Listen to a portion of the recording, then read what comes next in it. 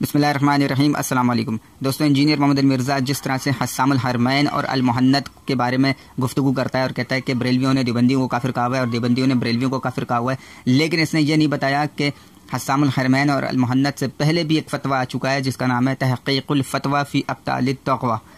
سرکشی کے ابطال میں فتوے کی تحقیق۔ اور یہ فتویٰ لگا ہے سارے دیوبندیوں، اہل حدیثوں، جہلویوں، مودودیوں اور نیچریوں کا جو بابا تھا اسماعیل دہلوی، جو کہ شاہ عبدالعزیز کا بھتیجا تھا، اس کے اوپر شاہ فضل خیر آبادی نے یہ کتاب لکھ کر اسماعیل دہلوی کو کافر قرار دیا تھا۔ اب آپ دیکھیں کہ شاہ فضل حق خیر آبادی بھی شاہ عبدالعزیز کے شاگرد اور اسماعیل دہلوی بھی شاہ عبدالعزیز کا شاگرد بھی تھا اور بھتیجا بھی تھا، تو یہاں سے آپ اندازہ لگا سکتے ہیں کہ شاہ عبدالعزیز محدث دہلوی رحمۃ اللہ علیہ کے بعد سے ہندوستان کے اندر یہ فرقے پیدا ہوئے۔ یہاں پر دو مکتب پھیل گئے، ایک شاہ عبدالعزیز کے ماننے والے جیسے کہ شاہ فضل خیر آبادی رحمۃ اللہ علیہ، اور دوسرا اسماعیل دہلوی جو کہ وہابیت کو قبول کر چکا تھا اور کتاب التوحید سے اس نے تقویۃ الایمان کتاب لکھ کر پورے ہندوستان کے مسلمانوں کو مشرک اور بدعتی کہنا شروع کر دیا تھا، اس نے وہابیت قبول کر لی تھی۔ تو شاہ فضل خیر آبادی جو شاہ عبدالعزیز کے شاگرد تھے، انہوں نے اسماعیل دہلوی جو کہ شاہ عبدالعزیز کا بھتیجا تھا اس پر کفر کا فتویٰ لگایا تھا، کیونکہ وہ وہابیانہ اور خارجیانہ عقیدے اس نے قبول کر لیے اور اسی کی وجہ سے مسلمانوں کو مشرک اور بدعتی کہتا تھا۔ اسی تقویۃ الایمان کے اندر اس نے شفاعت کا انکار کیا ہے، جس کے رد میں شاہ فضل خیر آبادی رحمۃ اللہ علیہ نے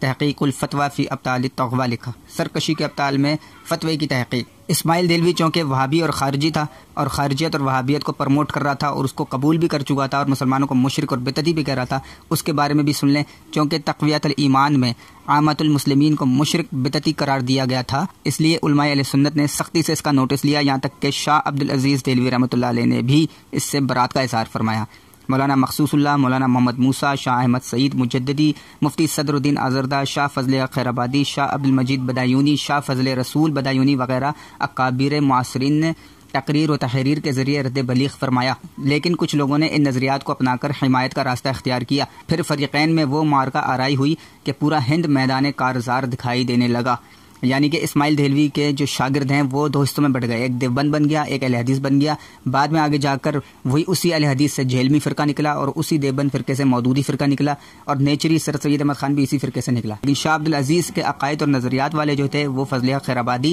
اور پھر آگے چل کر اعلیٰ حضرت رحمۃ اللہ علیہ کا مسلک چلتا ہے۔ چونکہ اسماعیل دہلوی کی تعلیمات رکھنے والے دیوبند فرقے کے جو لوگ تھے وہ بھی اسی طریقے سے گستاخیاں کرتے تھے، اسی طریقے سے کفری عقیدے وہ نکالتے تھے، جس پر اعلیٰ حضرت نے ان کے اوپر حسام الحرمین لکھ کر ان کو کفر کا فتویٰ دیا۔ یہ وہی فتویٰ ہے جیسے کہ شاہ فضل خیر آبادی نے سارے دیوبندیوں اور اہل حدیثوں کا بابا اسماعیل دہلوی کو کافر قرار دیا تھا۔ اب انجینئر مرزا یہ سچ نہیں بتائے گا، کیوں؟ کیونکہ اس کی موت ہے، اس کو پتہ ہے کہ میں اسماعیل دہلوی کے عقیدے اور نظریے والا ہوں اور اسی کی ذریت ہوں، لہٰذا یہ کبھی بھی سچ نہیں بتائے گا۔ سچ یہ تھا جو میں نے آج پورا آپ کو بتا دیا۔ یہ تحقیق الفتویٰ فی ابطال التقویٰ کے بارے میں بات کریں نا، حسام الحرمین المحنت کا رونا روتا ہے۔ تحقیق الفتویٰ فی ابطال التقویٰ، سرکشی کے ابطال میں فتوے کی تحقیق، یہ شاہ فضل خیر آبادی رحمۃ اللہ علیہ نے یہ کتاب لکھ کر یہ فتویٰ دے کر اسماعیل دہلوی کو کافر ڈکلیئر کیا تھا، کیونکہ وہ شفاعت کا منکر تھا۔ اب انجینئر کے سارے اسٹوڈنٹ کے اوپر لازم ہے کہ وہ انجینئر کو گردن سے پکڑ کے لے کر آئیں اور تحقیق الفتویٰ فی ابطال التقویٰ کی اس کو زیارت کروائیں۔